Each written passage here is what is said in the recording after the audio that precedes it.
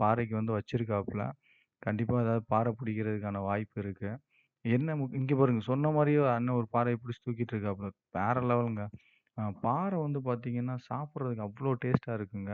நீங்க இதுவரைக்கும் வந்து பார்த்தீங்கன்னா, பாறை மீன் சாப்பிட்டது இல்லன்னா, கண்டிப்பா வந்து உங்க நியரஸ்ட் மீன் கடையில வந்து அ கிடைச்சிச்சுன்னா கண்டிப்பா வாங்கி சாப்பிடுங்க. ஆனா மீன் மட்டும் நல்லா இருக்கான்னு முக்கியமா பார்த்துக்குங்க. எங்க ஊர பொறுத்தளவுக்கும் கண்டிப்பா மீன் வந்து ஃப்ரெஷ்ஷா இருக்கும். ஏன்னா இங்க தான் பிடிக்கிறனால மோஸ்ட்லி ஃப்ரெஷ்ஷா கிடைக்கும். எப்படியும் இந்த மீன் பார்த்தீங்கன்னா, 1/2 கிலோவுக்கு மேல தாங்க இருக்கும். இங்க பாருங்க நான் சொன்ன மாரி இப்போ 3 பாறை பிடிச்சிருக்கேன். அதிலேயே கூட இருக்குங்க. மீன் வந்து துள்ள ஆரம்பிச்சுச்சு. முக்கியமா வந்து பார்த்தீங்கன்னா, ரோடுங்கிறனால இந்த மீன் வந்து இந்த மாரி அடிக்காம விட்டோம்னா துள்ளி கீழ விழுந்துரும். ஸோ வண்டி கிண்டி அந்த டயர் ஏறுறதுக்கான வாய்ப்பு நெறையாவே இருக்கு.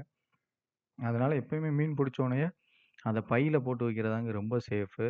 2 விஷயம். இதுல வந்து பார்த்தீங்கன்னா, சில டைம் கீரி கூட இந்த பாலத்துல அந்த சென்டர் வழியில வந்து எடுத்துட்டு ஓடுறதுக்கான வாய்ப்பு இருக்கு. 2, 3 டைம் நெறைய பேருக்கு அந்த கீரி தூக்கிட்டு ஓடியிருக்கு.